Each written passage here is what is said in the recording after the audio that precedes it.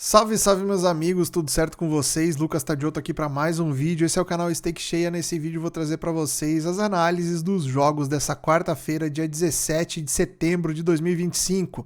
Dia onde teremos aqui um jogo isolado do Brasileirão, aqui do Botafogo contra o Mirassol.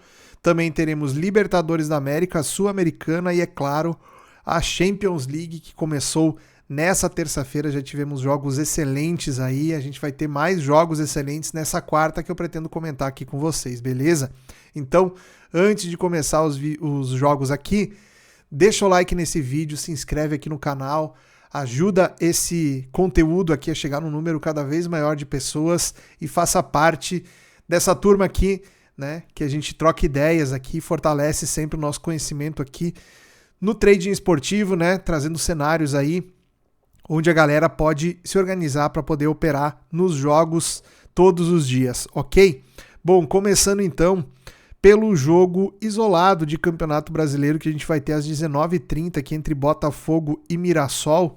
A gente tem que levar em conta o momento das duas equipes aqui. Quem for trabalhar esse jogo deve sim fazer uma análise um pouco mais aprofundada em relação ao retrospecto recente dessas duas equipes. A gente tem aqui o Mirassol com 3 vitórias seguidas nas últimas 3 partidas, né? Venceu inclusive fora de casa a equipe do Grêmio por 1-0. Um resultado muito interessante que colocou aqui o Mirassol no G4 do Campeonato Brasileiro. Então aí uma campanha de fato que nem o torcedor mais otimista do Mirassol esperava que o time fosse chegar no segundo turno do campeonato aqui no G4 da competição, né? E o Botafogo está na 6ª colocação aqui. Uma vitória do Botafogo pode encurtar essa distância aqui, fazer com que o Botafogo chegue aqui na 5ª colocação. Não sei se passa o Mirassol ou não. Os critérios aqui estão muito parecidos, né? Acredito que vai empatar em pontos e vai empatar em saldo também aqui o Botafogo com o Mirassol, caso vença o jogo, né? Caso vença o jogo aqui, na verdade, caso vença o jogo, vai passar em saldo e vai ultrapassar o Mirassol. Então, a disputa aqui desse jogo é uma disputa de 6 pontos, né? A gente está vendo aqui duas equipes que estão disputando aí os mesmos objetivos na tabela do campeonato nessa altura da competição, né? O que a gente tem de retrospecto aqui, como eu falei, é um retrospecto recente muito mais interessante para o lado do Mirassol do que para o lado do Botafogo, enquanto a campanha do Mirassol é uma campanha muito sólida e com muita confiança aí por parte do seu torcedor, né? Do lado do Botafogo, a equipe já vive algumas instabilidades, né? É claro, tem um trabalho recente aí do David Ancelotti no comando da equipe, né? Mas muita gente questiona aí a escolha desse nome para treinar a equipe do Botafogo, levando em conta o fato de que o Botafogo vinha aí numa Copa do Brasil, por exemplo, acabou sendo eliminado recentemente da competição, né, para o Vasco da Gama nos pênaltis. Então a gente teve aí bastante cobrança por parte da torcida do Botafogo em relação a essa eliminação do time, né? Acredito que com o fato de o Botafogo ter agora apenas pela frente apenas uma competição aí para disputar, deve ser um ponto que também incentive o time a performar melhor no Campeonato Brasileiro. Para você que vai operar nesse jogo aqui, eu recomendo ter bastante cuidado justamente pelo grande momento que vive a equipe do Mirassol, que faz grandes jogos, inclusive fora da sua casa, né? Então, se você pretende trabalhar esse tipo de situação aqui, você precisa levar em conta que o Mirassol fora de casa também é uma equipe perigosa, né? Então, quando a gente for avaliar esse jogo aqui, a odd de 1,73 para o Botafogo e 4,75 para o Mirassol, pode ser que a gente não veja dentro de campo um favoritismo do Botafogo condizente com essa odd, tá? Logicamente, o fato do piso do estádio Newton Santos ser grama sintética, isso aqui influencia também no rendimento a favor da equipe da casa, tá? O time do Mirassol que não costuma enfrentar grandes dificuldades jogando como visitante aqui, tem esse fator aqui que pode fazer diferença sim e ser um ponto prejudicial aí para a equipe, né? A gente precisa levar em conta os desfalques para o lado do Botafogo principalmente, né? Arthur Cabral E Jordan Barreira, Bastos e Neto são os desfalques por lesão na equipe do Botafogo, sendo que o Nathan Fernandes era um jogador que vinha entrando no segundo tempo e sendo uma peça muito importante na dinâmica ofensiva do time do Botafogo, né? Arthur e Arthur Cabral, dois titulares indiscutíveis aqui que estão fora por lesão, né? Teremos aqui então o Ramos no ataque e o Savarino no meio-campo, né? Isso aqui pode sim impactar negativamente aí no rendimento da equipe do Botafogo, que tinha nesses dois jogadores, no Arthur e no Arthur Cabral, duas peças fundamentais no seu sistema de jogo, principalmente no que diz respeito à resolução de jogadas lá no ataque, né? Então, sem essas peças aqui, o Botafogo perde bastante em poder de fogo, e contra uma equipe como o Mirassol, que é uma equipe que cede poucas chances para os adversários, aqui o Botafogo pode enfrentar problemas, tá? Então tomem bastante cuidado, porque aqui temos um favorito que pode eventualmente se complicar aqui no Campeonato Brasileiro, ok? Mercado de gols para esse jogo aqui pagando 2.08, a odd do over 2,5, podemos sim ter um jogo over aqui, mas a tendência é que tenhamos um jogo para correção de preço, talvez até em lei ao time da casa, ok? Depois vamos então falar dos jogos da Champions League primeiro, né? São jogos da tarde, né? Da quarta-feira à tarde. Temos às 13h45. O primeiro jogo aqui, que é o Olympiacos contra o Paphos do Chipre. Se não me engano, é a primeira vez que o time do Chipre disputa essa competição. Vai enfrentar o Olympiacos da Grécia, um confronto aqui onde essas equipes costumam se enfrentar regularmente, né? O Chipre e a Grécia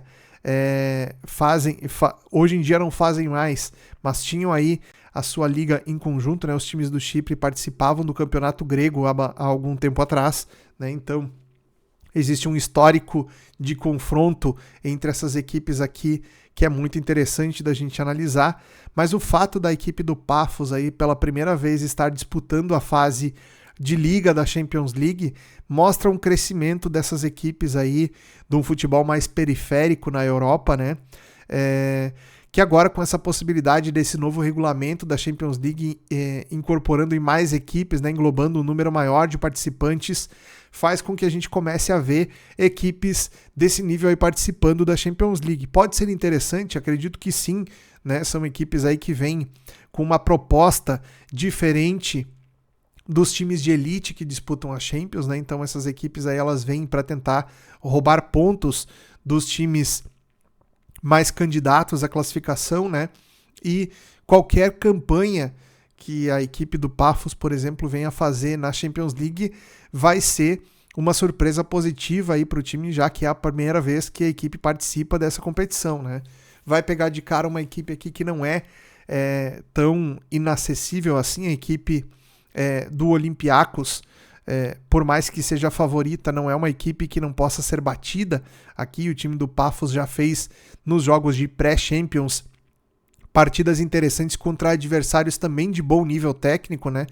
Então aqui deveremos ver um jogo interessantíssimo do ponto de vista de duas equipes que vão buscar propor o jogo, vão buscar agredir o adversário, e aí a gente tem um cenário naturalmente de favoritismo para o time grego, né?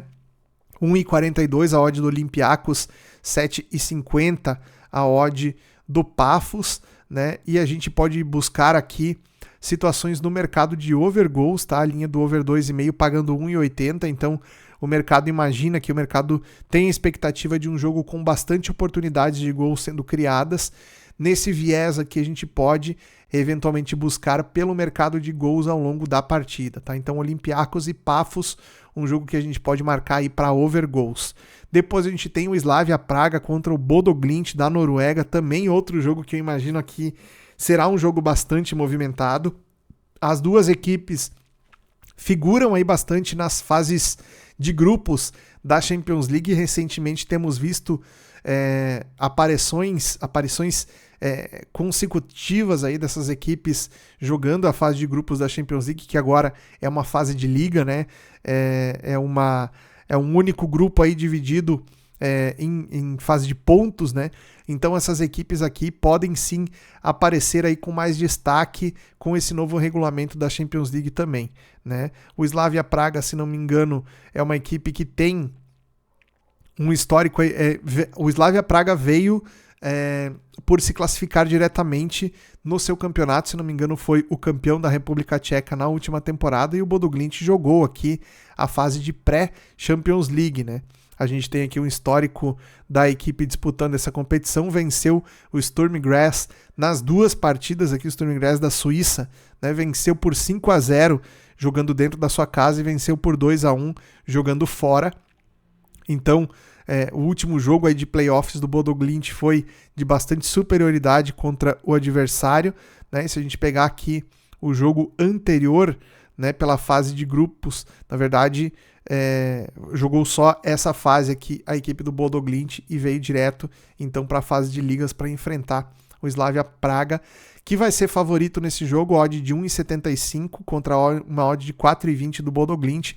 Aqui, justamente pelo fato da gente não acompanhar tão de perto essas equipes, a gente tem aqui, eu pelo menos tenho um histórico recente do Bodo Glimt, justamente por ver os jogos de pré-Champions League aqui, mas a gente não acompanha os campeonatos locais dessas 2 equipes.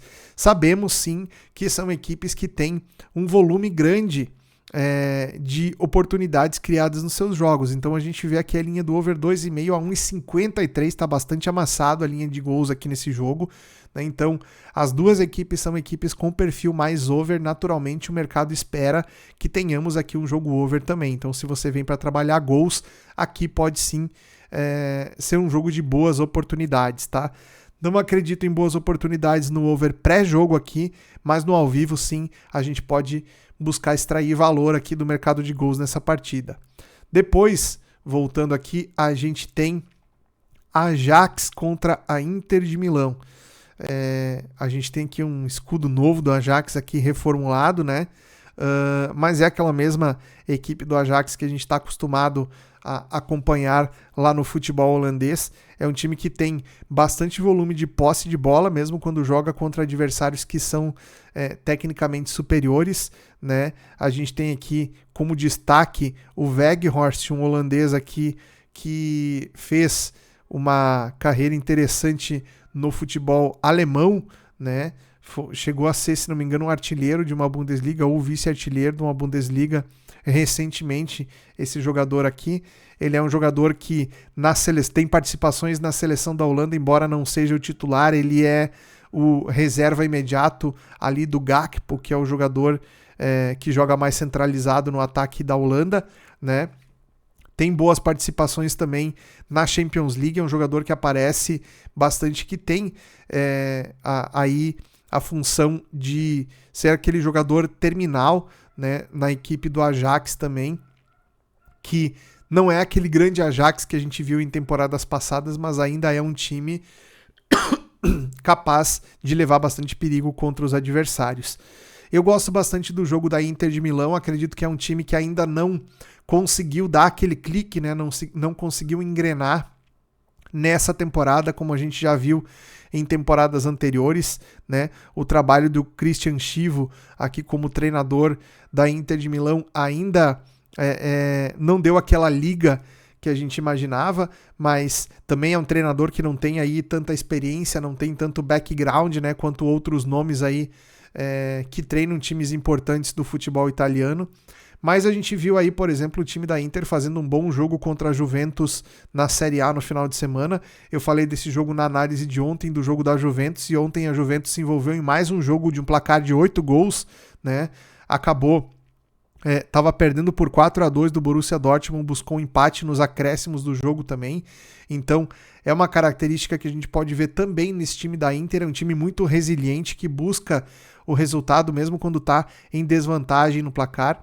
Então eu acho que é condizente o favoritismo da Inter de Milão, mesmo fora de casa, que odds de 1,80 contra uma odd de 4,20 do Ajax lá na Holanda, tá? Acredito que vai ser possível a gente buscar eventualmente aqui uma correção de preço em lei ao Ajax, tá? Acho que a Inter pode sim fazer um jogo de superioridade mesmo fora de casa.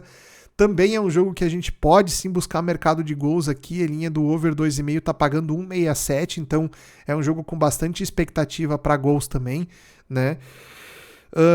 São equipes que a gente pode ver se envolvendo em jogos mais malucos assim nessa competição, tá? Então eu deixo aqui uma estrelinha nesse jogo aqui para você que vem acompanhar essa partida, prestar bastante atenção aqui, porque pode haver sim uma janela de correção de preço aqui contra o time da casa, mas tem que levar muito cuidado porque são dois times bastante agressivos aqui, tanto a Ajax quanto a Inter de Milão. Depois a gente vai analisar Bayern e Chelsea. Dois grandes times aqui que têm sim a possibilidade de chegar nas cabeças aí da competição, né? O Bayern mais uma vez entra como favorito, né? É uma das equipes ali que ocupam o topo dessa lista aí de times favoritos para chegar na final dessa competição. A gente não pode tirar o Chelsea dessa lista, levando em consideração que é o atual campeão mundial de clubes, né?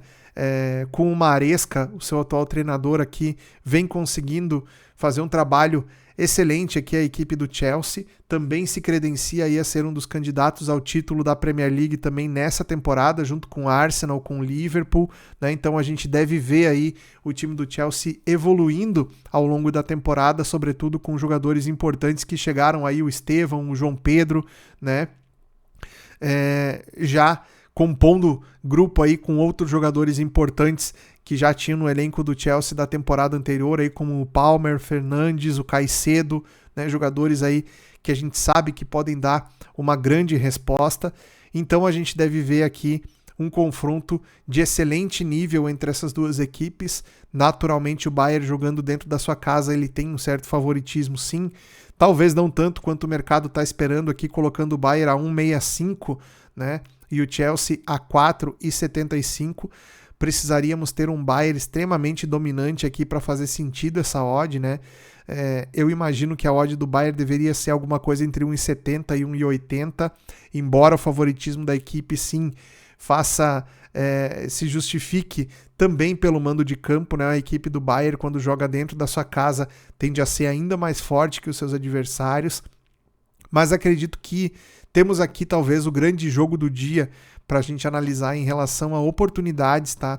Aqui a gente pode ter oportunidades no match odds, tanto em back ao Bayern, quanto em lay ao Chelsea, quanto eventualmente em back ao Chelsea também, em situações onde o Bayern jogue com a sua defesa bastante adiantada. A gente sabe que uma das principais armas das equipes que atacam o time alemão é justamente explorar o seu setor defensivo muito exposto, né? Porque o time joga bastante com essa característica, né? Então a gente pode ter também oportunidades de mercado pro lado do Chelsea nesse confronto aqui, e naturalmente as linhas de gols aqui que vão estar bastante amassadas, mas que não deixam de ser algo interessante para a gente buscar no ao vivo. Aqui a linha do over 2,5 tá 1,50, a linha do 3,5 tá 2,20, né? Então tem muita gente aqui que, se esse jogo abrir 1-0 cedo, vai lá buscar a linha do 3,5, do 4,5, né? Então é um tipo de confronto onde a gente pode buscar mercados mais à frente aí, com a possibilidade sim desses gols acontecerem num jogo onde as duas equipes ofensivamente entregam um potencial muito interessante, tá? Depois a gente vai falar de Liverpool e Atlético de Madrid. A gente tem comentado aqui, quando eu faço as análises dos jogos do Liverpool na Premier League, que o time tem demorado um pouco para dar aquele encaixe também, como eu falei a respeito da Inter de Milão, que precisa daquele clique, e a gente sabe que os jogadores têm totais condições de trazer muito mais do que eles vêm apresentando até aqui na temporada. O Liverpool é mais ou menos a mesma situação. O Liverpool tem conseguido os resultados aí, mesmo que não seja de maneira tranquila. A gente viu na Premier League no final de semana um jogo contra o Burnley, onde o Liverpool foi fazer o gol lá no finalzinho da partida, nos acréscimos basicamente, né?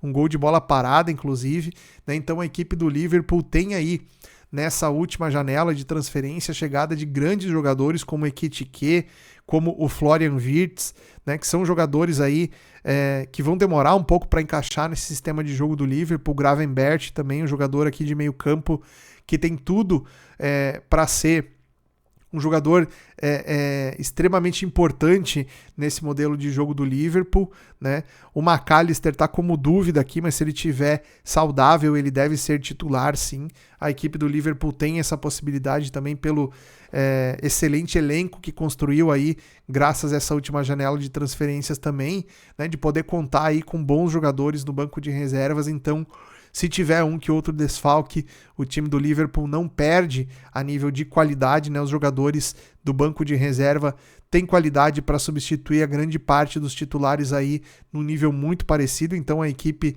do Liverpool é uma equipe que vem muito forte também para a disputa do título dessa Champions League, levando em consideração essa qualificação que fez no elenco aí, que possibilita para que o time jogue em grande nível aí mais de uma competição na temporada, tá? Então, vamos acompanhar esse time do Liverpool, que, como eu falei, ainda não está no seu prime, ainda não deu aquele encaixe necessário aí para a gente acreditar que o time possa render tudo que pode, né? Mas vai enfrentar um adversário aqui que também não vem vivendo um grande início de temporada, né? A equipe do Atlético de Madrid jogando a La Liga tem tido dificuldades, né? Venceu bem aí na última partida, mas nos jogos anteriores aí não vinha conseguindo apresentar bons resultados, né?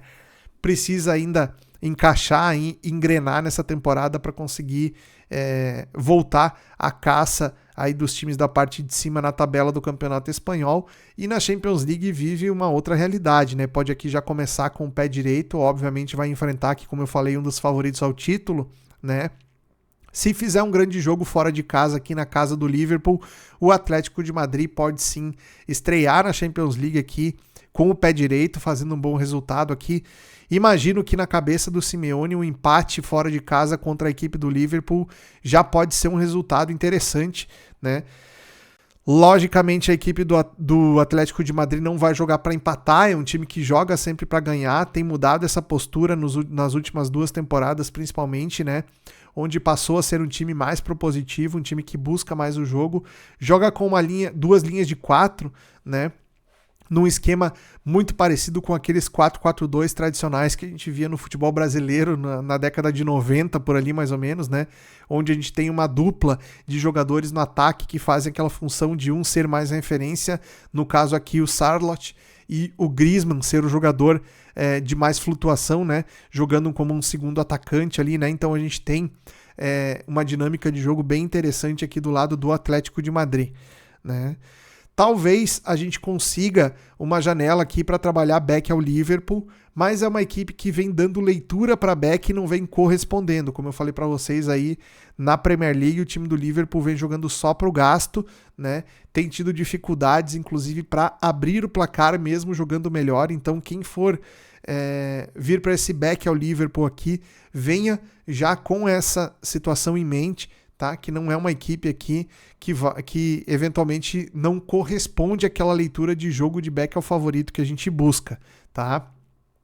Caso saia um gol cedo nesse jogo, a linha de over me chama muita atenção aqui, acima de 1,60 para um jogo desse calibre aqui, onde temos dos dois lados jogadores com bom potencial de definição. Me parece interessante também daqui a pouco buscar um limite HT ou mesmo um over à frente na segunda etapa, ok? Depois, então, para terminar de Champions, a gente tem PSG e Atalanta, né? O PSG, atual campeão da Champions League aqui, não fez uma campanha tão interessante no Mundial de Clubes, né? Mas a gente deve ter aqui, aliás, chegou a ser finalista no Mundial de Clubes, exatamente, o PSG foi semifinalista, se não me engano, do Mundial de Clubes, mas enfim, é uma equipe que tem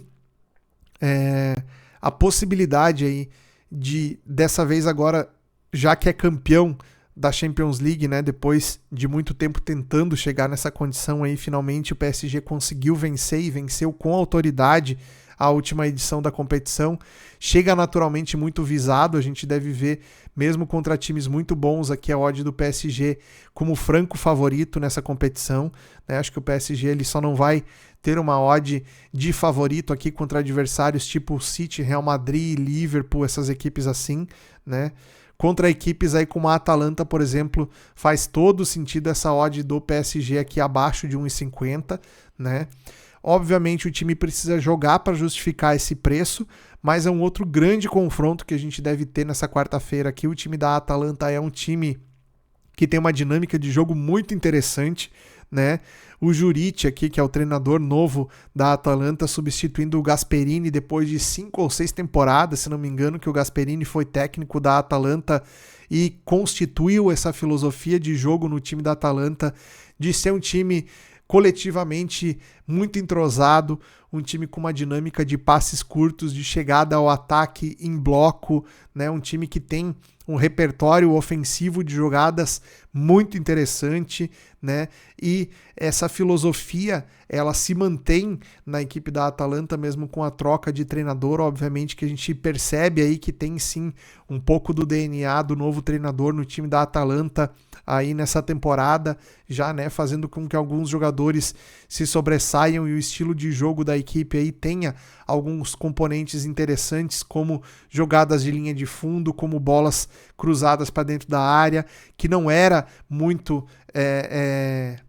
não fazia tanto parte do repertório da equipe com o treinador anterior. Dessa vez a gente tem aqui algumas variações de esquema de jogo também importantes no time da Atalanta. Logicamente, esse 4-3-3 do PSG aqui já tão consolidado, né, e com boas qualidades ofensivas aqui, né? Ele é um esquema de jogo também que propicia aí para que grandes jogadores consigam brilhar individualmente, né? 2 desfalques importantes aqui, o Dembélé e o Doué estão fora desse jogo aqui por lesão, né? São 2 baixas importantes aqui na equipe do PSG, né? Mesmo assim a equipe não cai tanto de nível técnico, né? Porque os jogadores que substituem aqui também têm grande qualidade técnica. Muda um pouco a característica, né? O Barcola não tem a mesma característica do Doué, da mesma forma que o Gonçalo Ramos não tem a mesma característica do Dembélé, né? São jogadores aqui que têm qualidades diferentes, mas que tecnicamente conseguem sim dar uma boa resposta. Imagino que a gente tenha a possibilidade aqui de pegar um back ao PSG nesse jogo, tá? Eu venho com essa possibilidade aqui. Obviamente a gente não pode deixar de levar em consideração as escapadas do time da Atalanta, que é um time no contra-ataque também muito bom. Então, para funcionar esse back PSG, a gente precisa necessariamente que o time esteja conseguindo neutralizar as descidas da Atalanta. Se esse cenário se comprovar, a gente tem um back PSG aqui muito tranquilo para executarmos nesse confronto. Show de bola?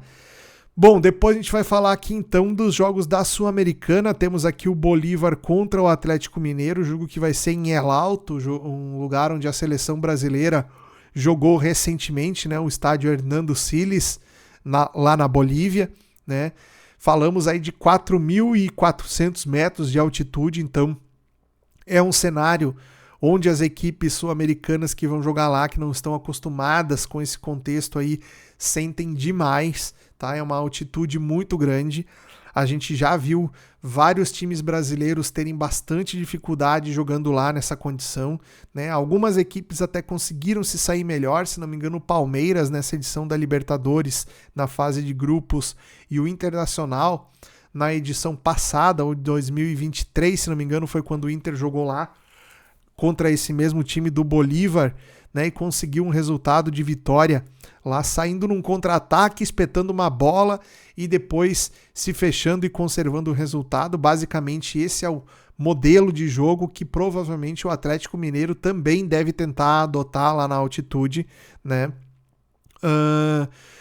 O estilo de jogo do Atlético Mineiro obrigatoriamente muda um pouco com a chegada do Sampaoli. É um time que vai tentar fazer um jogo um pouco mais ofensivo no que diz respeito aos meio-campistas ajudarem mais na marcação mais alta, né? Então é um time que aproxima mais do adversário na saída de jogo para tentar tirar a bola ainda no campo de ataque.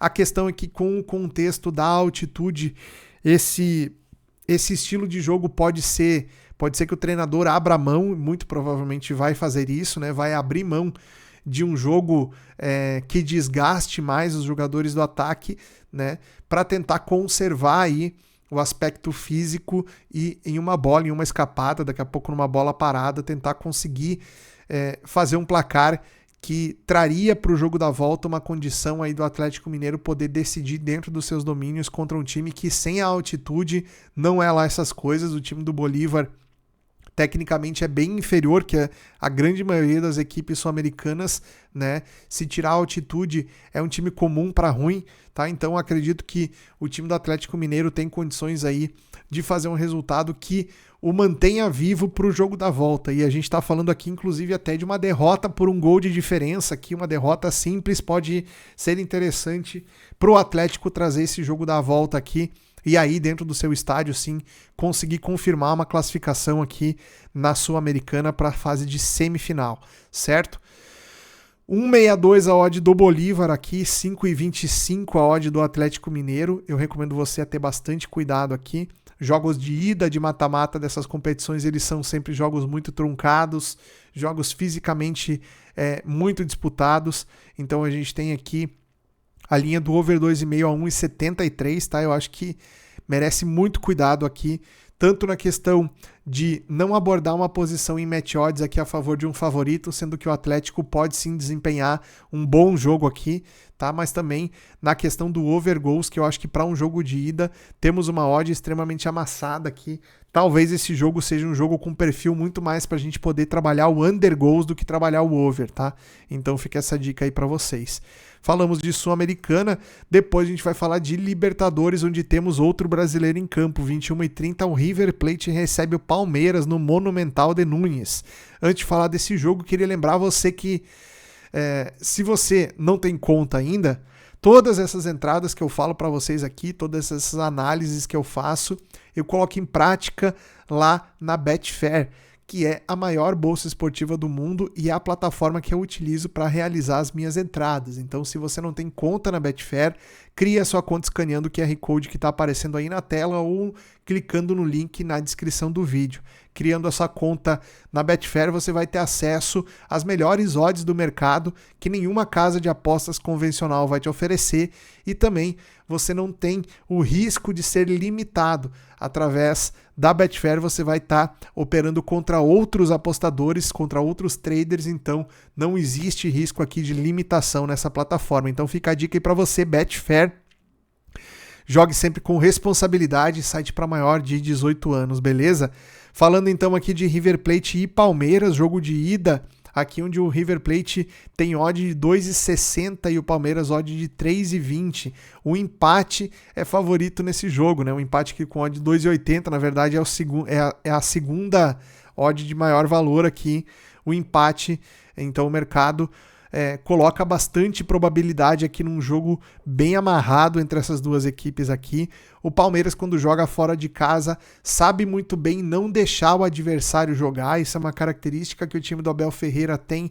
Geralmente a gente vê o time impondo essa condição contra os adversários depois que o Palmeiras consegue abrir o placar, né, e quer segurar a vantagem no jogo. O Palmeiras é mestre em matar o jogo, em fazer com que o jogo não aconteça, tá?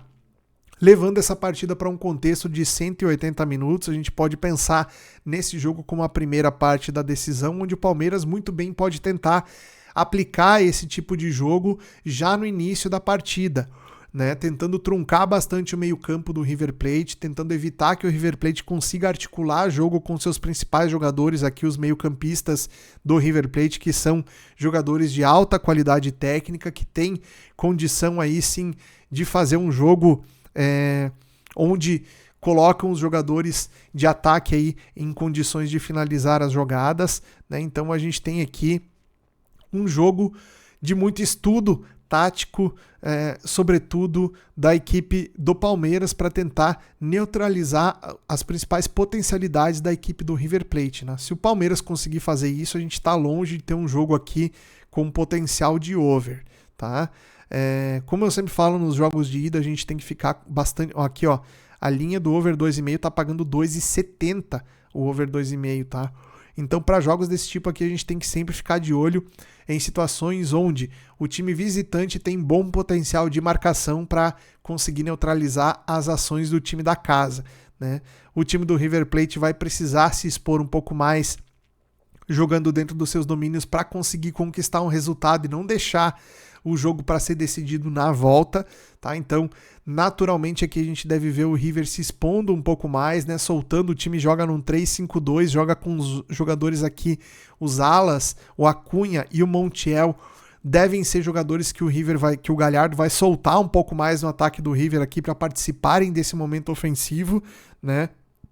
Tentando povoar essa linha da frente aqui no embate direto contra os laterais do Palmeiras, tá? Então a gente deve ver aqui o Piquerez, por exemplo, que é um jogador que faz bastante o corredor aqui e ajuda bastante no setor ofensivo do Palmeiras.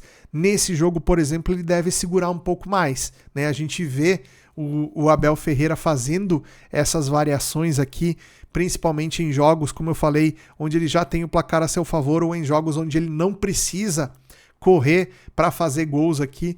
Ele segura o sistema defensivo aqui numa montagem onde eventualmente os meias compõem uma segunda linha de marcação aqui na frente da linha defensiva para fazer com que o time tenha mais segurança no setor de defesa, tá? Então, se a gente vê esse parâmetro aqui se apresentando, a gente pode ter sim uma boa possibilidade de operar a lei ao Palmeiras, tá? Levando em consideração uma correção de preço aqui. No caso, a equipe do Palmeiras com o Vitor Roque na velocidade vai ser a grande válvula de escape aqui para sair em velocidade no contra-ataque, tá? Então, se você for fazer um lei Palmeiras aqui, é fundamental que a defesa do River esteja conseguindo interceptar essa bola de contra-ataque, tá? Muito provavelmente esse jogador ele vai ficar no mano a mano, então vai ter que ter outro jogador tentando interceptar a bola que é lançada para o Vitor Roque lá na frente, tá? Então, a dinâmica defensiva do River Plate não vai ser aquela de tipo deixar o jogador dominar a bola e tentar dar o bote para recuperar a bola. Não, vai ser de interceptar a jogada antes que a bola chegue no jogador que tem alto poder de definição, tá? Então, provavelmente o River Plate vai estar atento a esse tipo de situação. Beleza? Então, lei ao Palmeiras eventualmente pode ser a melhor entrada para esse confronto aqui. Beleza, rapaziada? Assim eu fecho as minhas análises para os jogos dessa quarta-feira. E se você veio até aqui, acredito que você aproveitou bastante o conteúdo que eu trouxe aqui para você, aproveitou as análises, então por favor deixa aquele like e apoia o conteúdo do Stake Cheia aqui para a gente continuar crescendo, valeu? Um grande abraço, nos vemos no próximo vídeo, até lá!